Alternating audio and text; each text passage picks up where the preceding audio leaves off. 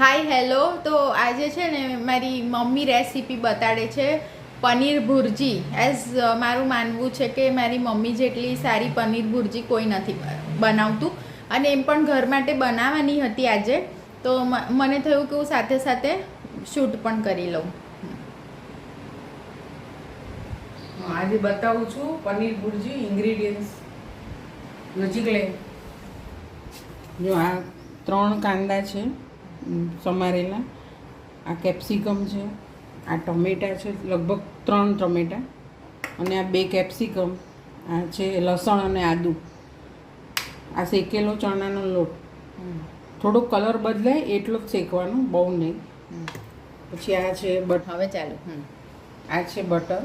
આ ડિલિશિયસનું butter use કર્યું છે, આ વાલું. જે આ છે મરચું, પાવડર મરચું, ધાણાજીરું, હળદર. આ કાશ્મીરી મરચું છે. હા, કાશ્મીરી મરચું. આ ગરમ મસાલો, પાઉંભાજીનો મસાલો પણ નાખી શકાય, ન ઘરનો હોય તો. અને આ એક લીલું સમારેલું મરચું.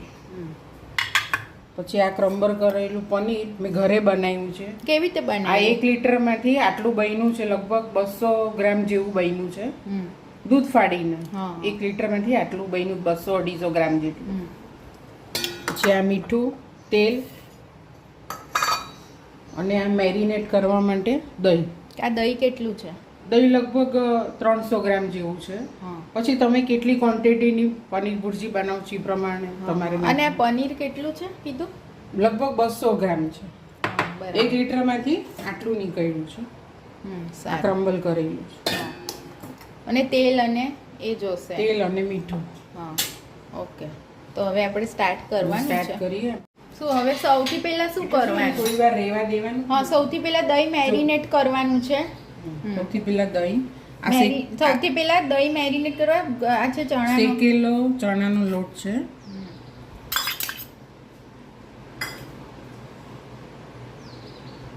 અને એમાં દહીં એડ કરું છું.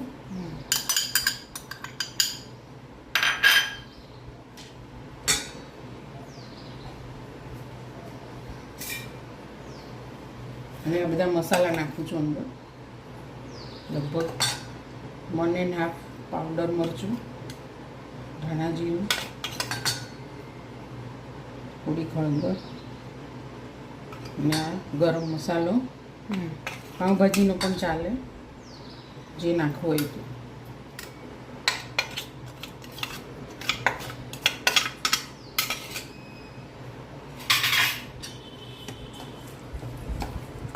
આમાં મેરિનેશનમાં આદુ મરચાં ને લીલું મરચું નથી નાખવું? ના, આમાં નથી નાખવાનું.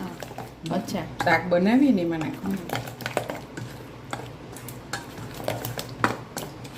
હું આ પહેલી જ વાર રેસીપી જોઉં છું બનાવતા. હું હંમેશા આખી રેસીપી તૈયાર થઈ જાય પછી સીધી જમવા જાઉં છું. પનીર ભુરજીમાં મેં નથી બનાવી આજ સુધી ક્યારેય. હવે ફ્લેમ તેલ મૂકું છું.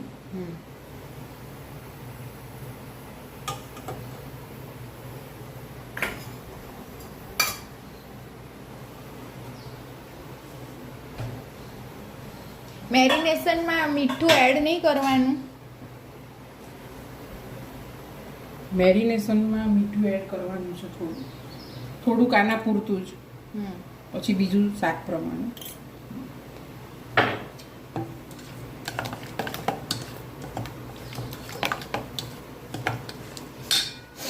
હવે આમાં જીરું નાખવાનું છે થોડું.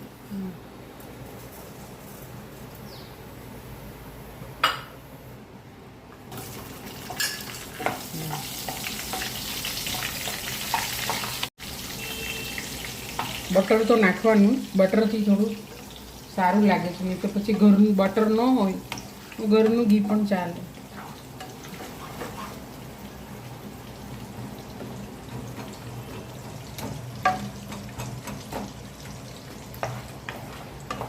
છે આદુ અને લસણ.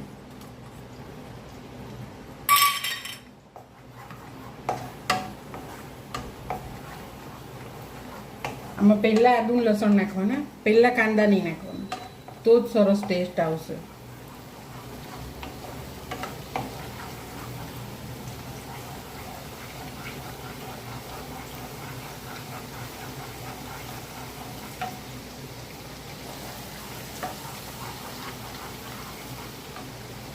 હવે નાખવાના છે કાંદા.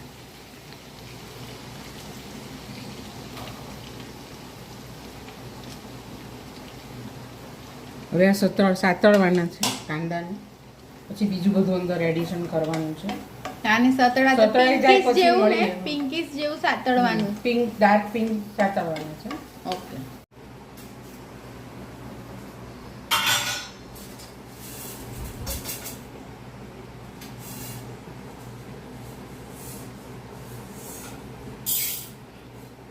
ટિપ્સ આપું છું પાપડની. આપણે રેડીમેડ પાપડ લાવીએ છીએ, ફ્રીજમાં મૂકીએ છીએ તો કડક થઈ જાય છે અને બહાર મૂકીએ તો બગડી જાય છે. એના માટે એક ટિપ્સ છે કે તમારે પહેલાં એક આમ પાપડ મૂકવાનું, પછી જે આખી મેથી આવે એને આમ છૂટી છૂટી નાખવાની, પછી બીજો પાપડ મૂકવાનો, પછી પાછી છૂટી છૂટી મેથી નાખવાની, પછી ત્રીજો પાપડ લે. એવી રીતે બધા પાપડને આવી રીતે ડબ્બામાં અરેન્જ કરવાનું. તો કેટલો બી ટાઈમ તમે રાખશો તો ક્યારેય પાપડ નહીં બગડે, એવા ને એવા જ રહેશે. અને ફ્રીજમાં તો એકદમ કડક થઈને ભૂકો થઈ જાય છે. એટલે તમે આવી રીતે કરી જોજો, પાપડ ક્યારેય નહીં બગડે. ઠીક છે. મેં આ દહીં અમૂલનું મસ્તીનું દહીં વાપર્યું છે, કારણ કે આ ખાટું નથી હોતું. આમાં ખાટું દહીં નહીં વાપરવાનું, આવું મોળું જ જોઈએ. ઘરનું બી ચાલે જો મોળું હોય ને તો.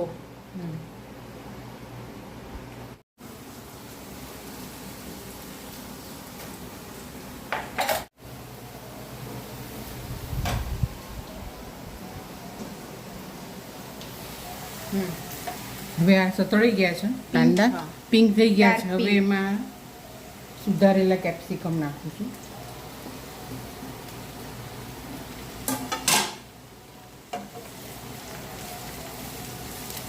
અને આ જે ઝીણા મરચાં છે, એક સમાયેલું છે, એ બી નાખી દઉં છું.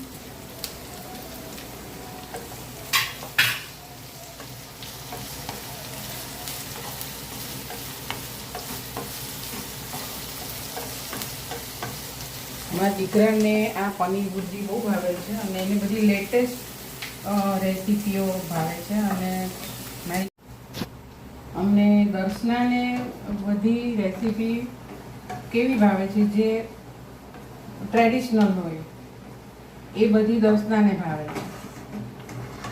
એવું છે, બંને ભાઈ બહેન અલગ અલગ છે ચોઈસ.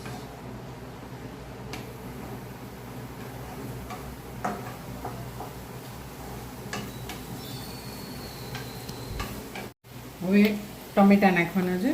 મરચાં સતળાઈ ગયા છે, એને બહુ નથી સાતળવાના, થોડા ઓછા સાતળવાના છે. હવે આ ટમેટાને પોચા કરવાના. થોડું મીઠું નાખવાનું અત્યારે. મેરિનેશનમાં ઉમેરેલું છે થોડું, હા, તો એ પ્રમાણે એડ કરવાનું. સ્વાદ અનુસાર મીઠું. હવે ટમેટા એકદમ ગળી જવા જોઈએ. ટમેટા ગળી જવા ટમેટા જોઈએ, એકદમ ગળી જવા જોઈએ. એટલે સોફ્ટ નહીં, ગળી જવા. આમ સોફ્ટ થી થોડા વધારે વધારે પોચા. મમ્મી તું એક બીજી મેથડ થી પણ પનીર બનાવે છે ને, જ્યારે તું ઘી બનાવે ને ઘરનું ત્યારે પણ પનીર બનાવે છે, તો એ કેવી રીતે બનાવવાનું? એ કેવી રીતે બનાવવાનું? હવે આપણે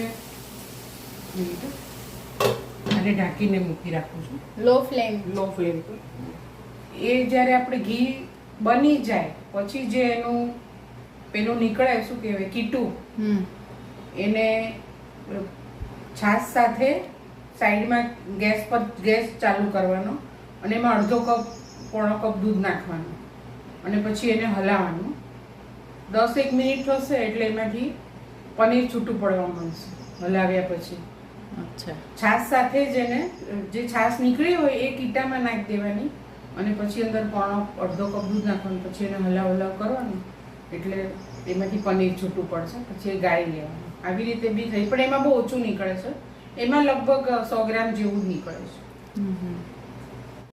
હવે આ ટમેટા ગળી ગયા છે. હવે આપણે આ મેરિનેટ કરેલું દહીં એમાં દહીં નાખવાનું શું કારણ કે એનું પાણી અને ગ્રેવી અલગ અલગ ન રહે, એટલે આ લોટ નાખવાનું દહીં મેરિનેટ કરીને, એટલે ગ્રેવી અને બધું એક સરખું થઈ જાય. અને પનીરવાળી સૌથી ઇઝી રેસીપી અને ફાસ્ટ રેસીપી પનીરની એક આ જ છે જે જલ્દી બની જાય છે. લગભગ 15-20 મિનિટમાં આખું શાક તૈયાર થઈ જાય. જો બધું સમારેલું હોય તમારી પાસે તો 15 થી 20 મિનિટમાં બધું થઈ જાય. હવે આને કેટલો ટાઈમ હલાવવાનું? એટલે આને 5 થી 10 મિનિટ હલાવવાનું છે. હા, પછી આમાં થોડું પાણી નાખવાનું છે. ગરમ ગરમ પાણી નાખવાનું છે.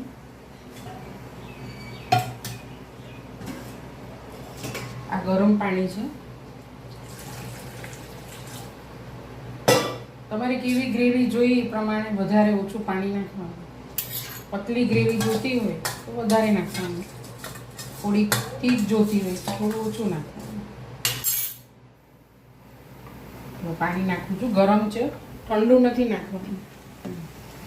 એમ પણ કોઈ પણ સબ્જીઓમાં ગરમ પાણી જ ઉમેરવાનું, હા ને મમ્મી? હા, તો એનો ટેસ્ટ બરાબર રહે, નહીં તો પછી થોડો ટેસ્ટ મરી જાય. હા, આવી રીતે કવર કરીને કેટલો 5 મિનિટ 5 મિનિટ રાખશું? રહેવા દઉં. છાંટા ઉડે છે એટલે લો ફ્લેમ પર ને? લો ફ્લેમ નાખી દઈએ. આ ક્રમ્બલ પનીર નાખી દઈએ.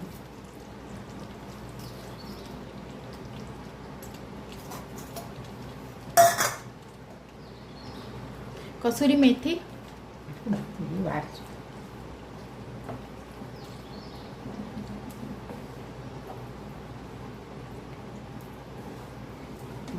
સબ્જી લાગી ગઈ છે તને હાથમાં.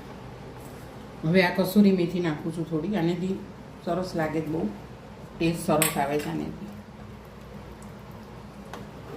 હવે શાક થઈ ગયું છે. હવે આપણે કોથમીર નાખી દઈએ. બંધ કર 2 મિનિટ. અને જો હવે તેલ છૂટું પડે ને, 1-2 મિનિટમાં તેલ છૂટું પડશે એટલે પનીર ભુરજી રેડી થઈ ગઈ. પછી કોથમીરથી ગાર્નિશ કરવાનું. હા, તેલ છૂટું પડી ગયું છે, તરે છે. હા, તેલ છૂટું પડી ગયું છે. હવે સબ્જી રેડી છે એકદમ. હવે ગેસ બંધ કરું.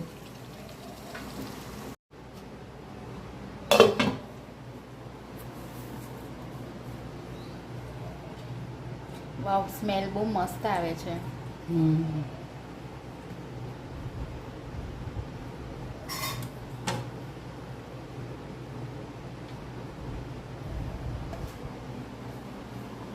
પનીર ભુરજી રેડી છે. પરોઠા, ભાત કોઈ બી સાથે ખાઈ શકાય. ચેનલને સબસ્ક્રાઇબ કરજો, શેર કરજો, લાઈક કરો. લાઈક કરજો. Like, share, subscribe. And have a nice day. Have a nice day. By.